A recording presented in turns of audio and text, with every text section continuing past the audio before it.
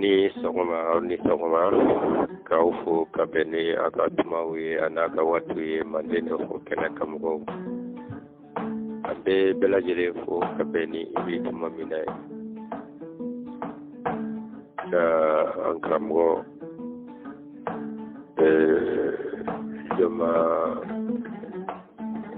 Joma Dafa Amoziz k'i fo i ka don o don ɲɛwalan bilali la i ka galabu ani ka cɛsiri ani ka o fabadenya la k'i fo kosɛbɛ kosɛbɛ o kɔfɛ ka kuru kantigi fo toroɲuman nana naba sanfɛ dɔ ko baasi tɛ ŋɔni k'a ni wa kanga awama o kɔfɛ kamane masafo o kɔfɛ Aidara ale ka mɛnkanw bɛ yen o kɔfɛ ne yɛrɛ denkɛ Ismaël Kulubali an b'a fɔ kosɛbɛ kosɛbɛ a ka kumaw kɔnɔ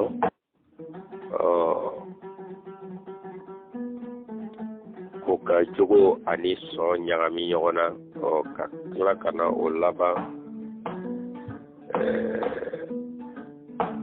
ŋɔnɛntanya la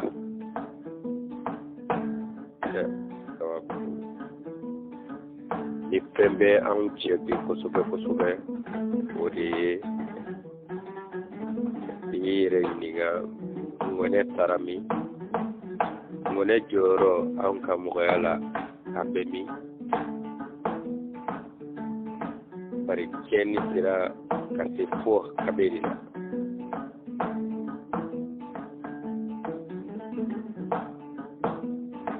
anw ka maaya tiɲɛna ka bila fo kabere la i ka nin kuma in bɛ hakili lajɛ an fa Amadu Jikɔrɔni ka gafa la gafa min kuma bɛɛ kuma ɲafanamaw de bɛ ye a kɔnɔ kuma bɛɛ wa ka bɛn ni tuma bɛɛ ka bɛn ni waati bɛɛ ye waati yɛrɛ ɲininka munna nin fɔra munna a ye nin fɔ gafa in kɔnɔna na gafa in yɛrɛ titiri de ye ko an ka wuli ka an jɔ ji kan walasa Mali kana to ji la wolomasa ka bɛn ni 2013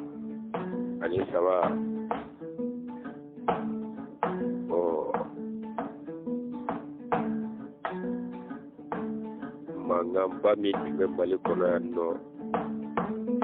o la bɛɛ b'a k'a fɔ sa o y'a sɔrɔ bɛɛ b'a k'a fɔ an ka taa élection na élection de ye solution ye Faransi yɛrɛ fana ko foyi tɛ fara élection kan transition tuma ka jamana ninnu kɔnɔ wala ninnu kɔni donc u ye Mali problème bɛɛ ta ka kɛ sigiyɔrɔma damadɔ ye ko démocratie o mɔgɔw kolo tina bilen imamuw ni fɛnw ko ten dɔw ko non an ka taa élection na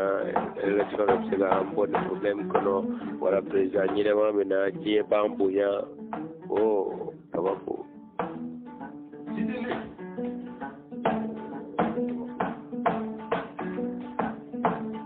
ko sigi en ordre de la constitution qui kɛra kuma ninnu nin bɛɛ i b'a sɔrɔ anw lamɔna k'anw kɛ cogo min na anw kantigɛli kumaw o de bɛ don anw da anw fagali kumaw o de bɛ don anw da anw silasali kumaw o de bɛ don anw da wa an b'a fɔ koyi wa an bɛ kɛlɛ kɛ ko an ka hakɛ de don ko k'a fɔ n'o kɔni kɛra ka ban tiɲɛ mɔgɔ bɛ se k'an dɛmɛ n'o tɛ président tumalatɛmɛ fanga min bɛ yen légitimité t'o kan bonya t'o kan o tɛ se ka nin kɛ o tɛ se ka nin kɛ f'an ka taa élection de la min bɛ na o kɔfɛ o de bɛ se ka nin kɛ o de bɛ se ka nin kɛ an fa Amadu Dibɔn ko ko walasa i ka bin u bɛnna u bɛ ɲɔgɔn jalaki la 92 mɔgɔw olu b'a ka Musa Tarawele ka mɔgɔw jalaki Musa Tarawele ka mɔgɔw b'a ka 92 jalaki an fa ko la ko walasa i ka Mali bila ma cogoya dɔn ko f'i ka segin ka taga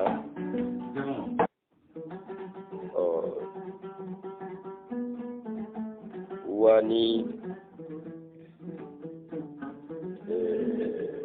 60 wani 60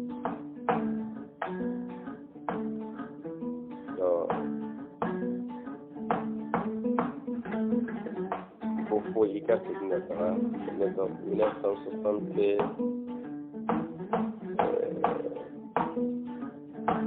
68 y casser une affaire au-delà ko kalo min n'o ye nɛnɛma kalo ye o tile 19 ko kafojaso min kɛra ka bɛn o don ma aw bɛ ka ɲɔgɔn jalaki ka na se fo ATT ma k'a k'a dɔn ko a daminɛna depuis o don fo ka na se bi ma o la n mago bɛ mun de la ka livre in kɔnɔ o ye i ka kuma in ye n'o ye ŋɔnɛ ye a ko Musa Tarawele fanga kɛra a ko Musa Tarawele ka gouvernement mɔgɔ dɔ n'o ye Isuf Tarawele n'o ye Mariam Tarawele yɛrɛ somɔgɔ dɔ ko Musa ka san 23 ma kɛ foyi ye Maliden ma ko fo jogo tiɲɛni ani ka Maliden ɲɛ la kan ko wɛrɛ la min ni a danbe tɛ kelen o san 23 in kɛra o ɲɛsigiw de baara ka bila ko jamana ka nafolo ni jamana ka foroba fɛnw o dunni o tɛ baasi ye a baasimayɔrɔ ye min ye e min bɛ a ta k'a dun i b'i jija dɔrɔn ŋɔnɛ kana k'i la voilà i ka kɛ ŋɔnɛntanya la dɔrɔn donc jamana yɛrɛ ka kumasigi ko ni jamana ka dabatigi ko i k'o kɛ i kana i ŋɔnɛ b'a labɔli min kɛ ka a jɔ i ɲɛkɔrɔ ko nin ma ɲɛ i ka a refuser ka bɔ yen i ka kɛ o mɔgɔ ye ko o de lakolokolola jamanadenw na fo ka na se bi ma dɔɔnin dɔɔnin ko fo ka n'o kɛ bɛɛ taabolo ani bɛɛ ka faamu ye kana mariyalaw ka zanaw ta ka na olu kɛ ka fɛnw o miirina ninnu kɔkɔrɔma n'o de ye ko jɛgɛbaw bɛ balo jɛgɛ fitiniw na o ye diɲɛ yɛrɛ cogo ye o la komi bi ye basiyalaw ka kuma dilen don basiyalaw de ma nka olu ma kɛnɛ sɔrɔ fɔlɔ nka jankaro min bɛ an na dɔgɔyali sira fɛ an bɛ dɔɔnin fɔ o la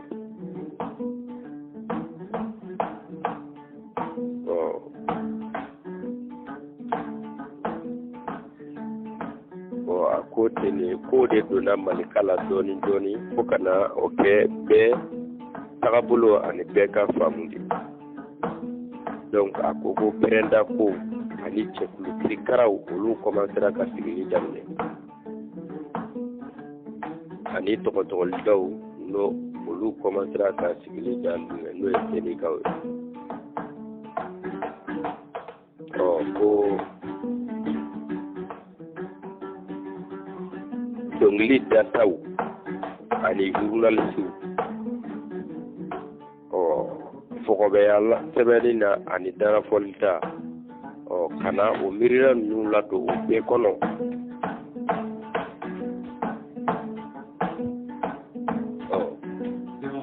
onan fani o kodila fo na fura ko anganye anga kuna yere ambe sira onye ode ambe sira ode ye bari muna ambaye ko an lakana ninte ko konna na wa an labenite ka so o tagabolo ma ka ayre labla ka be oma omi mashulita ko fe lagushita ko fe normalement ko fe ya o de ka bara ko kana kesa ni mɔgɔ min y'i yɛrɛ sɔrɔ jamana ɲɛmɔgɔ la n'i ko k'i bi ko tile i b'a ye k'e de ye jamana jugu ye e de ti jamana fɛ o bɛ daminɛ depuis i yɛrɛ nagakɔrɔmɔgɔw la fo ka na se dugu la ka na tilennenya a sira donni fanga fɛ fanga min o de ye exemplaire ye la délivrance ola o dɔnkiliw n'o kumaw ni fɛn minnu bɛ kɛ ka mɔgɔ ka ŋɛnɛmaya sinsin ani k'a fanga don o dɔnkiliw nana yɛlɛma ka kɛ ka ŋɛnɛntanya sinsin mɔgɔw la ani o dɔnkilidalaw yɛrɛ kɛra mɔgɔ ŋɛnɛntanw ye kabi o jeliw ni kumalaw la kuma tɛ kawandilikɛlaw ma n'o ye wajulikɛlaw ye kuma tɛ politiki mɔgɔw ma n'o ye bɛrɛbɛrɛlikurukaw ye fo kana kɛ ko n y'a fɔ n m'a fɔ ko bɛɛ ye hɔrɔnkan ye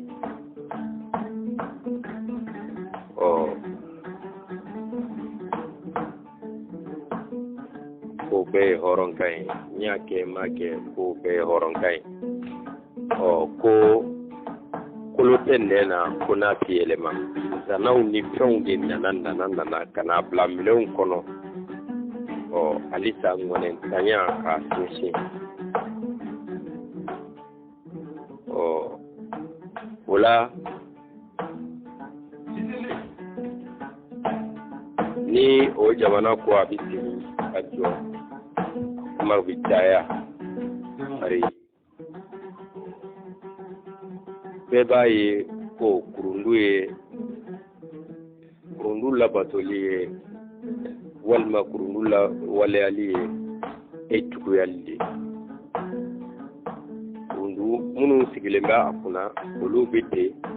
olu bɛna lawaleya minnu kan olu bɛ ten donc bɛɛ bɛ siran kurundu ɲɛ ni kurundu dun tɛ mɔgɔya tɛ se ka taga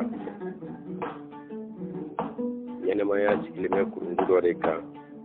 n'o ye la loi de la nature sunjata kurundu o la mɔgɔya tɛ se ka kɛ ni kurundu tɛ se ka kɛ kurundu bɛ kɛ siran ɲɛfɛ minnu b'a lawaleya olu bɛɛ bɛ siran ɲɛ donc o la olu kurundu jɔlɔ ka bɛn k'u yɛrɛ sɔn ani u dogow ma voilà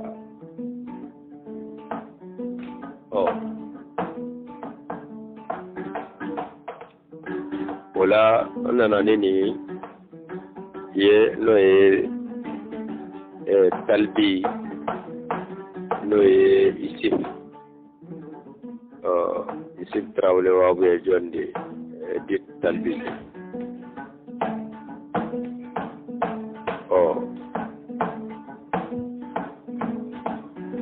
ŋɔnɛ ntanya jɔyɔrɔ o dɔ bangelen filɛ nin ye ale la o dun ye jumɛn ye suma ko dugumajɛ e de y'i pan ko dɔnkili ye haramu ye ko mɔgɔw ka bɔ a la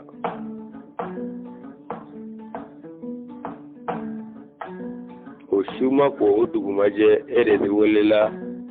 ko o dogli ano nyeneje ko doba ka kemaga iko ko no ko ma ndugu do beni no ko dogli tidai ko aram kono na ko dogli tidai ka bida fano de fe awo ko shuma ko o dugumaje iklala kana tuguni ko arabu ka kutin ko o filane ko mo caman bɛ nini diinɛ de da ɲɔgɔn na silamɛya de kɛ kelen ko ka sɔrɔ o tɛ kelen ko ni arabu ka kutin ko i bɛ tere minɛ i bɛ sen kelen kɔrɔta i bɛ sen kelen jigin ko mɛ ko ni arabu ka kutin ko hali nin kɛyɔrɔ la ko cɛw ni musow tɛ fankelen fɛ kɔɲɔ in na. I bɛ mun ye ale de ko dɔnkili haramu ye a bɛ fɛ ka dɔnkili cogoya min da fo a hakili kɔnɔ a miiri kɔnɔ f'a kana dagacogo ɲini o la ale bɛ fɛ ka min da tuguni a bɛ fɛ ka dɔnkili min da ka se ka ŋɔnɛ b'a k'a yira a la depuis u ye nin fɛn in proposé a ye ni a bɛ fɛ k'o de kɛ ŋɔnɛ b'a k'a labɔ ka yira a la e ma fɔ ko dɔnkili ye haramu ye ani a ŋɔnɛ de bɛ kɛlɛ la o la hali ni a ŋɔnɛ de bɛ kɛlɛ la parce que ŋɔnɛ mɔgɔ ka ko o ko ŋɔnɛ b'a bɔ k'a d'i ma a b'a bɔ k'a d'i ma o de bɛ mɔgɔ caman don existence la ŋɔnɛ bɛ fɛn minnu bɔ k'a don a ɲɛkɔrɔ kojugu mɔgɔ ka baara ye kojugu ye i b'a sɔrɔ existence de ka d'a ye cogo dɔ la mun kama ŋɔnɛ bɛ fɛn minnu bɔ a yira a la a b'a di n'a milolen tora tuma bɛɛ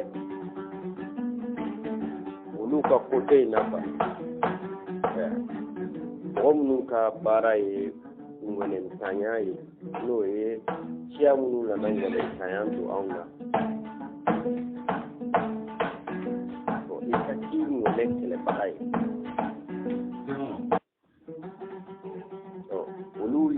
olu fanba ye fura min sɔrɔ ŋɔnɛntanya la u ka furaw tɛ kelen ŋɔnɛ bɛ fɛn minnu bɔ ka kɛ yɔrɔ u fɔlɔ la ka excitant fɛ ka tila ka excitant bɔ yen ka na ni diinɛ batow ye diinɛ ka batow ye pour que i bɛ kojugu min kɛ i bɛ se ka o kojugu yafacogo ni fɛn cogo u nana n'o bɛɛ nin bɛɛ de ye ka ŋɔnɛ bɛ i lakununi min kɛ ka ko jɔ ɲɛ kɔrɔ ka se ka i yɛrɛ lafiya ka se ka farikolo lafiya n'i y'a ye i ye bato in kɛ n'i ye su in kɛ i ye labɛn kɛ i ye wuli in kɛ i ye tɔlɔ in min i bɛ minɛ n'i ye fiɲɛ min i bɛ minɛ voilà toujours i b'a ye a bɛ juguya ka taga fɛ ni a ka kojugu kɛ kojugu bɛ juguya ni a ka fɛn min bɛ a ka ŋɔnɛ laɲinɛ ka farikolo laɲinɛ hakili laɲinɛ ŋɔnɛ ka ko kɔ arapeleli kɔ o fɛn tali bɛ juguya ka taa fɛ de o tali bɛ juguya ka taga fɛ de donc balidi a bɔra ka dɔn cogo min yira a bɔra ka dɔnkili da cogo min yira a bɔra ka fɔlifɛn cogoya min yira u bɛ fɛ k'a kɛ o représentant de ye an fɛ yan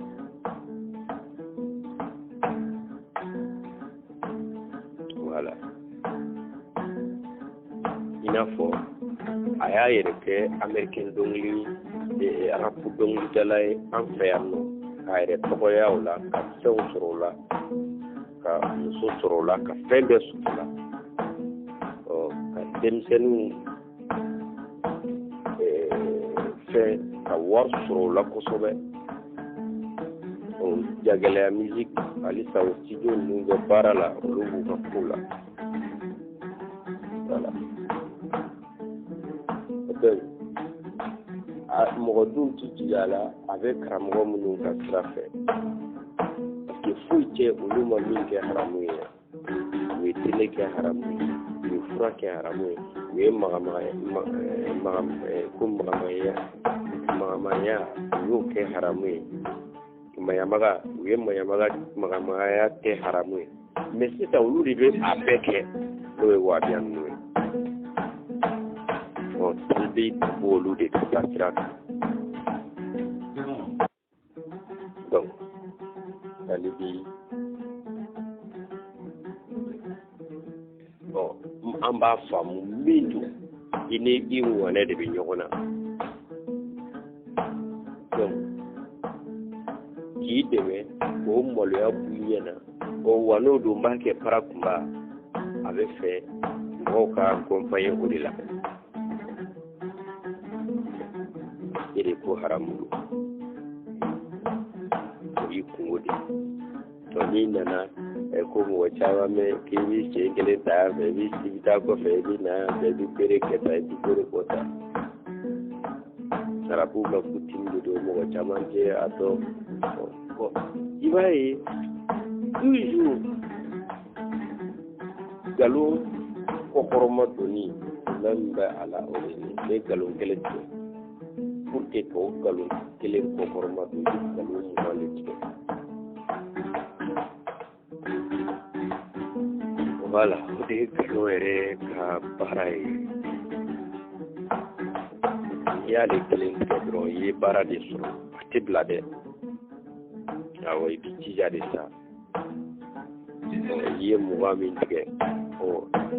o tigɛlen kɔfɛ i yɛrɛ bɛ na conscience b'a ta ka bɔ k'a jɔ i ɲɛkɔrɔ k'a yirila bɛɛ nkalon ni mɔgɔw dun bɔra ni kalama dun a bɛ fɔ bon pour que mɔgɔw kana bɔ a kalama i bɛ jija i bɛ ba kelen tigɛ a bɛɛ lajɛlen ma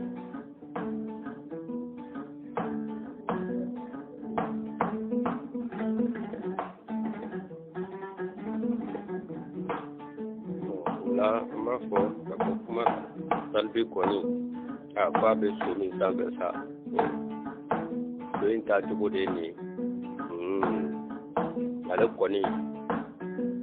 b'a ka ɲɛnamaya tɔ bɛɛ kɛ ni de la sa nin ma a ka segin a yɛrɛ ma walima a bɛ to tan dɔn de ta fo ka taa sa voilà donc o la foli bɛɛ lajɛlen ma k'an bɔ kuma na ko ɲama nɔgɔ k'a kɛra tile 2 ye an bɛ bɔ ka dɔɔnin fɔ kɛnɛ kɔnɔ